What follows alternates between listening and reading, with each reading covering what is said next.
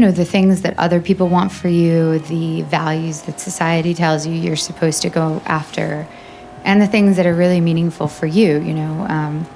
I definitely grew up being like, got to get good grades, I've got to get a good job, I've got to, get married at a certain point, I've got to, you feel like there's these things that you're supposed to do and that you have to do. And then it's an amazing shift. I'm sure many of you have gotten there, or will get there if you haven't, but it's an amazing thing when one day you're just like, oh, this is what is important for me. And I don't care what they say. I don't care why, why other people think I'm doing it or not doing it. The rest is sort of ego, yeah. Can you name that moment when that happened? I don't know. I think it really started happening when I was doing parts that required like a real sort of immersion for me. Working on things like Goya's Ghosts or V for Vendetta, the other Berlin Girl. I did so much sort of like, I got so into the characters and the stories and all the background research and really like living in it. And it made the outcome like not important. When it did well, when it didn't do well, when it got positive feedback, when it didn't, it was like all that stuff sort of faded away because I had this experience, and the experience was like, oh, you can't take away from me the fact that I spent 2 months going to the Prado every day and like living with the like Goya and El Greco and Velázquez paintings. Like that was an experience forever that I will never remember, never forget. And the fact that 4 people saw the movie, of course, like obviously when you care about something, you want people to engage with it, and it's important. But it wasn't devastating because I had something that was with me forever, and so it changed the way I chose projects, because it wasn't about like, it's the worst when people are like, oh, this is going to be really popular, or this is going to be like an Oscar movie, and you're like, bad sign, bad sign, bad sign. Like, why is this meaningful for me at this point in my life that I want to live this experience? People told me that Black Swan was an artistic risk, a scary challenge to try to portray a professional ballet dancer. But it didn't feel like courage or daring that drew me to it. I was so oblivious to my own limits that I did things I was woefully unprepared to do. And so the very inexperience that in college had made me feel insecure and made me want to play by others' rules now was making me actually take risks I didn't even realize were risks. When Darren asked me if I could do ballet, I told him that I was basically a ballerina, which, by the way, I wholeheartedly believed.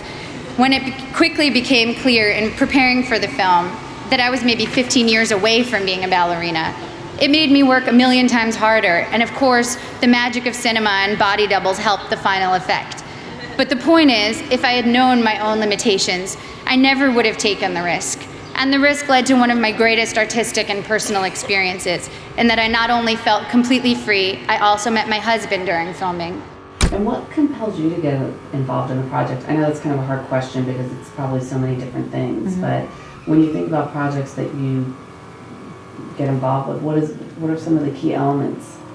Well, I think, it can be really anything that gets you interested. I just want to make sure I'm going to be challenged the whole time, because I know if I'm not given like sort of obstacles, I get kind of lazy. I don't really engage in the way I want to. So if I know something's going to constantly be throwing challenges at me, not in like, I want to have fun, that I always want to enjoy what I'm doing, but something that is going to be, but that's part of the fun, I think, is getting all of the, the challenges of it. Do you read criticism of yourself? No, I used to, and then I realized it wasn't helpful. Positive or negative? Mm-hmm. It's just distraction? Yeah, I can't, I don't look at anything anymore that's written, whether it's like interviews or, it's also just too much focus on yourself. Mm-hmm. It's like, I am far from the center of the world, and I don't need to I need to read about other things. There's a lot of really good things to read about, and I know about myself, and if someone makes a mistake about me, I'm just gonna get upset, so, or if they say something negative, I'm gonna get upset, and if they say something nice, that's friendly, but I also don't need to care, I don't need to base my sense of self on what strangers' opinions of me are. It's important to me that my friends and my family, think that I'm behaving correctly, and they'll let me know if I'm out of line, and everyone else's opinions, it's not my business. By the time I got to making Black Swan, the experience was entirely my own. I felt immune to the worst things anyone could say or write about me, and to whether an audience felt like going to see my movie or not. It was instructive for me to see that for ballet dancers, once your technique gets to a certain level, the only thing that separates you from others is your quirks, or even flaws. One ballerina was famous for how she turned slightly off balance. You can never be the best technically. Someone will always have a higher jump or a more beautiful line. The only thing you can be the best at is developing your own self. Writing, I think everyone probably has a different process, but my sort of experience is that I have an idea for a story in my head for a very, very long time, and little things sort of glom onto it. I don't write any notes or anything down. And then after a couple years, it sort of just comes out in one spurt. It's just sort of molds itself in my head, and then it just comes out. And so that is what happened with both occasions. And then once I get my first draft out, I send it out to 10 people I trust, which I know a lot of writers don't do. This is not a normal process. A lot of people really tinker with it a lot, but I sort of do my this crazy first draft, and then get people's feedback, and then start doing all this very, very sort of detailed work using the feedback, and then it sort of inspires me because it gives me a weird kind of perspective that I don't have, because I think this story is in my brain so long that you get too close to it. Amazing thing about Darren is that I feel like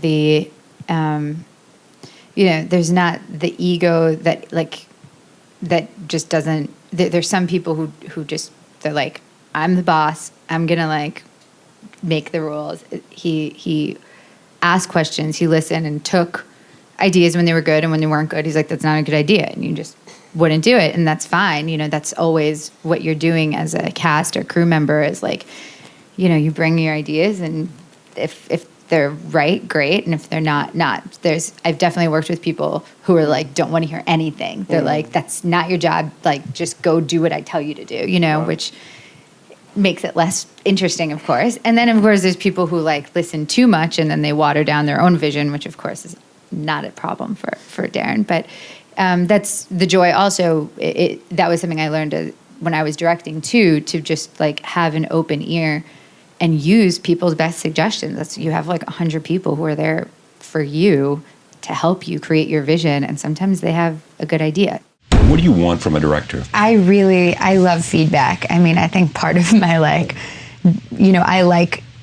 I think artistic honesty is the key, and I mean, Darren is exactly that. He'll tell you when it's not going well, and he'll tell you when it's going well, and you can trust that it's going well when he says it is, because he'll tell you if it's not. And he always had a million different ideas for every scene, was always on top of it, and then at the end would always say, do this one for yourself, the last one, do it for yourself, which was just exactly the key to the character, because it was what Vincent says to, Vincent's character says to my character, which is find your own pleasure, which is at the root of being an artist, which Darren handed to me. Find your own pleasure. Find your own pleasure, because you're trying to, so often as an actor, you're pleasing your director. It's the kids at the pageants at the end when they look at their mom right after they finish doing their song. Sometimes you're like that as an actor. You finish the scene, you're like, how was it? And when they're saying just do it for yourself, it's a whole new world opens. And Darren gave that to me, because directors often say, like, do a freebie or a free one, but just putting those words, articulating it in that particular way, do it for So yourself. if you do it, Yeah, I think it's really, I think it's a really good tool too, just to learn something from everyone you work with, you know, like every person you work with, steal from them, you know.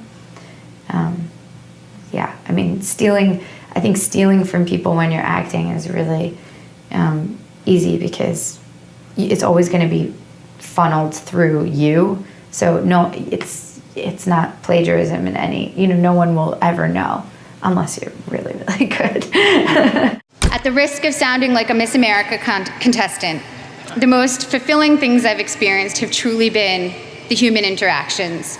Spending time with women in village banks in Mexico with Finca, a microfinance organization, meeting young women who were the first and only in their communities to attend secondary school in rural Kenya with Free the Children, a group that builds sustainable schools in developing countries, trekking with guerrilla conservationists in Rwanda. It's a cliche because it's true, that helping others ends up helping you more than anyone. Getting out of your own concerns and caring about someone else's life for a while reminds you that you are not the center of the universe, and that in the ways we are generous or not, we can change the course of someone's life. Even at work, the small feats of kindness crew members, directors, fellow actors have shown me have had the most lasting impact.